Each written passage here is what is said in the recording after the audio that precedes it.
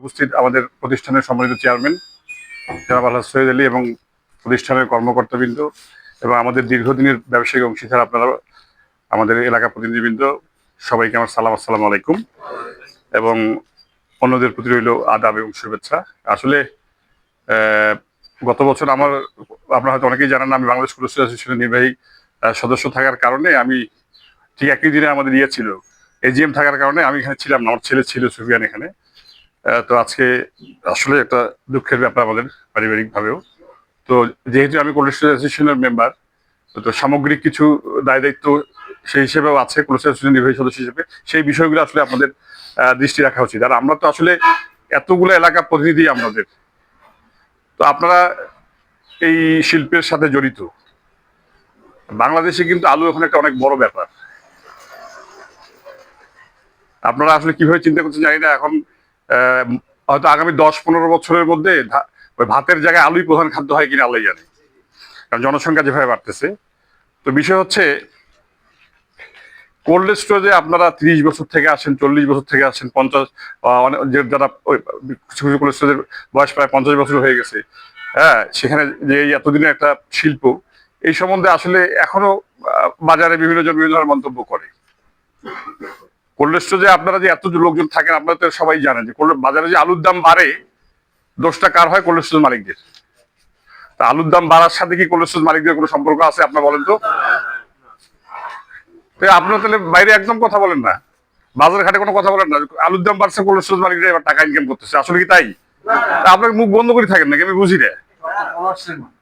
হ্যাঁ, আপনারা বলেন না রে ভাই। আপনারা এখন কিছু কিছু জিনিস তো নৈতিক দায়িত্ব হিসাবে সমাজে বাস করতে হইলে আমাদের বলা উচিত। কারণ কোল্ড স্টোরেজ শিল্প কিন্তু বাংলাদেশে কিন্তু সরকারিভাবে, পাকিস্তান থেকে বাংলাদেশ হওয়ার পরে বাংলাদেশ সরকার কিন্তু কোনো লোককে ব্যক্তিগতভাবে উৎসাহিত করে নাই যে আপনারা আলুর কোল্ড স্টোরেজ করেন।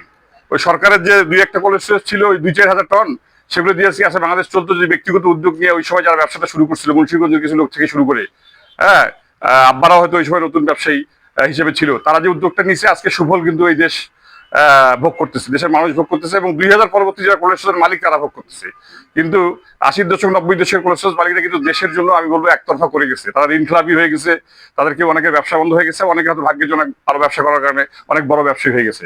তাই এখন কোল্ড স্টোরেজ শিল্পের মজাটা কিন্তু এই যে জ্যামিতিক আকারে যে জনসংখ্যা বাড়ছে, এখন বাংলাদেশের মানুষ পাচ্ছে। আর দ্বিতীয় বিষয় হচ্ছে, বাংলাদেশ কোল্ড স্টোরেজ অ্যাসোসিয়েশন কখনো বস্তা প্রতি কিন্তু ভাড়া নির্ধারণ করে না। আমরা আমাদের সুবিধা মতো, আমরা এলাকার সুবিধা মতো আমরা অনেক সময় সরকারি আইনও মানি না। 51 কেজি আলু রাখা যাবে না বস্তায়, 50 কেজির নির্দেশনা স্ট্রংলি দেওয়া আছে।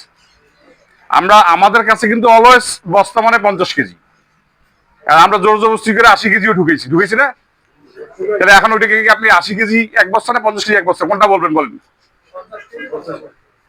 মুন্সিগঞ্জের ব্যবসায়ীদেরকে আমি একটা বিষয়ে ধন্যবাদ দেই, ওনাদের ওখানে বস্তা মানে কিন্তু 50 কেজি। ওনারা হয়তো ভাড়া কম বেশি করে অনেকেই, কিন্তু ওনারা কিন্তু ওই কোল্ড স্টোরেজ মালিকদের কিন্তু একটা জিনিস ওরা পরিস্থিতি করছে, ভাড়া মানে আলুর বস্তা কিন্তু 50 কেজি। এখন বিষয় হচ্ছে, গত বছরে আমাদের কোল্ড স্টোরেজের আলুর বস্তা প্রতি ভাড়া ছিল 60 টাকা। 60 টাকা মানে হচ্ছে একজন, মানে আমরা কি করি, আমরা তো একটা ফার্ম দিয়ে অ্যানালাইসিস করে আলুর ভাড়া কত টাকা হওয়া উচিত, এই ভাড়াটা নির্ধারণ করে আমরা সরকারের বাণিজ্য মন্ত্রণালয়কে জানাই, কৃষি মন্ত্রণালয়কে জানাই। এটা কি লুকোচুরি থাকে? ভাড়া তো আপনারা অনেকে বলেন যে ভাড়া কত করছে, আমাদের আগে বলেন। ভাড়া তো আমাদের ডিক্লেয়ার ছিল 60 টাকা। এখন কেউ 60 টাকার বেশি নিতে পারবে না। এখন কোনো কোল্ড স্টোরেজ মালিক যদি তার টাকা পয়সার দরকার না থাকে, তার ব্যাংক লোন না থাকে, সে যদি 5 টাকা কেজি নেয়, তার ব্যাপার। কিন্তু আমরা 60 টাকার বেশি কেউ নিতে পারবো না। এখন কেউ যদি 2 টাকাও নেয়, সাথে কোল্ড স্টোরেজ মালিকের কোনো দরকার নেই জানার। কথা কি বুঝাইতে পারছি আপনাদেরকে? কারণ এখানে তো সামগ্রিক কথা বলতে হবে। এখন এবার আমাদের ভাড়া কেজি প্রতি করা 9 টাকা 37 পয়সা ছিল, আমরা 8 টাকা করছি সবাই মিলে। এবং এটাও কিন্তু বাণিজ্য মন্ত্রণালয়, কৃষি মন্ত্রণালয়, সরকারের বিভিন্ন সংস্থা, সকল জেলা প্রশাসক, এবং আমরা ব্যানার ফেস্টুন সবকিছু লাগাই দিচ্ছি আগাম। তাহলে ভাড়া কি ডিক্লেয়ার হয়েছে কি হয়নি বলেন? এখন আপনি 50 কেজির বস্তা 60 টাকা ছিল, গতবার ভাড়া ছিল 350 টাকা, এবার 8 টাকা হয়েছে 400 টাকা। এখন আমরা 50 কেজির জায়গায় 80 কেজি রাখি, এবার যদি কথা ভাই ভালো বস্তার ভাড়া 4 টাকা ছিল, গতবার 8 টাকা হয়ে গেছে, দ্বিগুণ হয়ে গেছে, তাহলে এটা কি যুক্তি হলো কোনো? হ্যাঁ, আপনাদের খালি কি এই আলুর কোল্ড স্টোরেজ আমি বুঝি না, মানে কৃষক বেলা আলুর দাম পায় না, দাম পায় না, দাম পায় না, সে আর কৃষক জমিতে 80 টাকা আলু বেচলো, তো মন ভরে না। তখন কি 10 পয়সা কোলেস্ট্রল মালিক কি বেশি দিছিল? হ্যাঁ, ব্যবসায়ীরা 1,000 টাকা আলু 5,000 টাকা বেচলো, দাম পায় না, কোলেস্ট্রল মালিক কি 1 টাকা দিছিল? আপনাদের তাও মন ভরে না। আপনারা কয়দিন আগে 1.5 কেজি আলু 100 টাকা বেচলেন।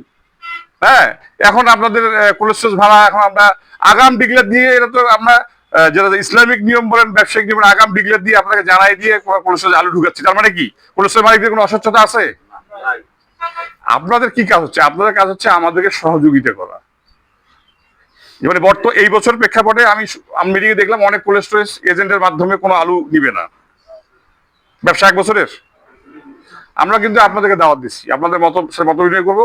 আমরা যে সিদ্ধান্ত নেই না কেন, চেয়ারম্যান সাহেব আছে, আমি আছি, আমরা কিন্তু আপনাদেরকে সাথে নিয়ে এই সিদ্ধান্ত নেবো। আপনাদেরকে বাদ দিয়ে কিন্তু আমরা নেবো না, কি?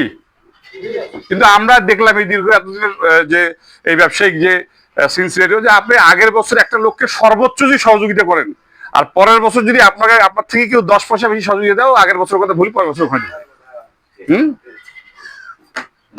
তেলের দাম কত টাকা বাড়লো, বিদ্যুতের দাম কত টাকা বাড়লো, কর্মচারীর বেতন কত বাড়ছে, এগুলো কি আপনারা জানেন কেউ? হ্যাঁ, তা আলুর দাম বাড়লে কেন আপনারা এত গায়ে লাগায় বুঝি না? চিনির দাম কত হয়েছে, সয়াবিন তেলের দাম কত হয়েছে? এটা 1 ঘন্টা জেনারেটর চলে কত লিটার তেল লাগে আপনারা জানেন না? আমাদের এখানে যারা চাকরি করে তারা কি বাজার খরচ করে না? তারা ডাইল, আলু, সবজি, অন্য কিছু কেনে না? তাদের জীবনযাত্রার মান বাড়ে নাই? আমি ক্লাস 6-7 যখন পড়ি, তখন একটা একবারের কম্প্রেসার ওয়াল কিনতাম আমরা 6,000 টাকা, এখন কিনি 1 লাখ টাকার উপরে, তাই না? ইলেকট্রিক যে ফিটিং গুলো ছিল, গত বছর যে দাম ছিল 100 টাকা, এবছর হচ্ছে 500। লোহার যে জিনিসগুলো ফিটিং গুলো আমরা কিনি, যেটা 500 টাকা ছিল, 5,000 টাকা হয়েছিল। কত পার্সেন্ট দাম বাড়ছে আপনারা বোঝেন? একটা বাল্ব কিনতে আমরা 4,000 টাকা দিয়ে, সে বাল্ব কিনতেছি 21,000 টাকা দিয়ে। তো এখন আলু যারা চাষ করে না, আলুর ব্যবসা যারা করে না, হ্যাঁ, তাদের আবার কোলেস্ট্রল ভাড়া কত বললো, এটা চিন্তা বেশি। যে ও কিন্তু 5 বস্তা আলু রাখবেও না, এবং ও 5 বস্তা আলু আসলে গাড়িও না। আমি ওই জন্য থানার আগে এবার ব্যানার লাগাই দিচ্ছি, এবং ওই কৃষি অফিসে লাগাইছি। আপনার মানুষের সাথে তো ধোকা দেওয়ার কোনো দাম নেই। কৃষকরা এবার বেনিফিটেড হয়েছে, আমরা চাই অলওয়েজ কৃষকরা বেনিফিটেড হোক। এবং কৃষকরা আমরা যদি ভালো, মানে সুষ্ঠু সংরক্ষণই, মানে ভালো বীজ, আমরা ভালো বীজ দিলে ভালো উৎপাদন মাত্রা, লক্ষ্যমাত্রা পূরণ হবে, তাই না? তো সেটা আমাদেরকে সহযোগিতা করা উচিত। আর একটা কথা, যে ইউনিট 2 আমি আপনাদেরকে বলতেছি, শোনেন, ওই যে আপনারা নতুন যে কোথা থেকে পাইছেন, এই যে একটা কি আলু, একটা 7 আলু কিন্তু কোনো দায় দায়িত্ব আমরা নেব না। কেন নেব না বলেন তো? কারণ এই জাতটা তো কোনো বিদেশ থেকে জাত আসেনি, ঠিক আছে? বাংলাদেশে একটা জাত উদ্ভাবন করতে করতে মাঝখানে ক্রস ব্রিডিং হয়ে গেছে। এখন সেই আলু আপনারা 7-8 বছর ধরে একই আলু লাগাচ্ছেন, এরপরে সেই আলু যদি একটাও না গজা, সে দায়িত্ব করেছিল নাকি? আপনার কি 7-এর কোনো কারণ নিয়ে এসেছিলেন বিদেশ থেকে? সেই আলুর দায় আপনার কোলেস্ট্রলকে কেন দিবেন? হ্যাঁ হাবিব ভাই, সেই আলুর দায় কি কোলেস্ট্রলকে দিবেন এখন আপনি? আপনি নিজে কয় বছর 7 লাগাই দিয়েছেন বলেন? 8 বছর হয়েছে না? আমি আমার হিসেব আছে 8 বছর। তা 8 বছর তো ভাই বীজটা চেঞ্জ হয়, যেখানে একটা আদর্শ বীজের নিয়ম হচ্ছে সর্বোচ্চ আপনি 2 বার থেকে 3 বার করতে পারবেন, ওইটা, তাই না? তার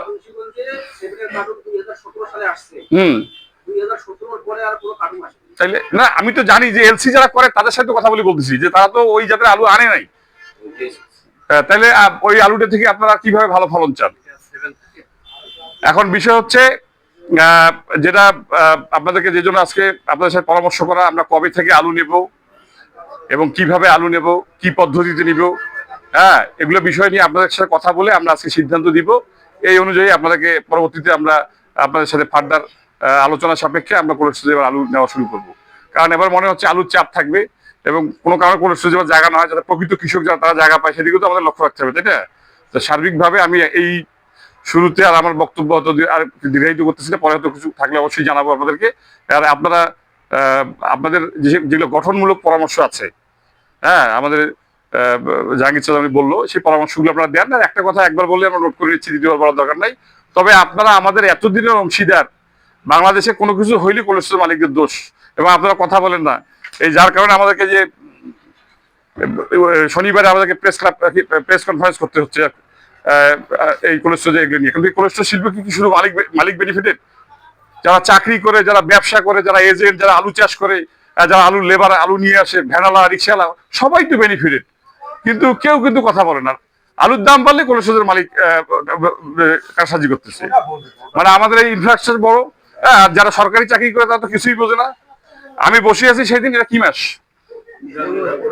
বাণিজ্য মন্ত্রণালয় থেকে আমার প্রেসিডেন্টকে ফোন দিচ্ছে যে এখন আলুর স্টক কত আছে। আমি একটা খারাপ কথা বলতে, এই ছাগলকে কে চাকরি দিছে আসলে? হ্যাঁ, সে এটা ফেব্রুয়ারি মাসে জিজ্ঞেস করতেছে যে আলুর স্টক কত কোল্ড স্টোরেজে। তো ঠিক আছে, হ্যাঁ, আসসালামু আলাইকুম। কিন্তু যে এখন তো আলুর দাম কমে,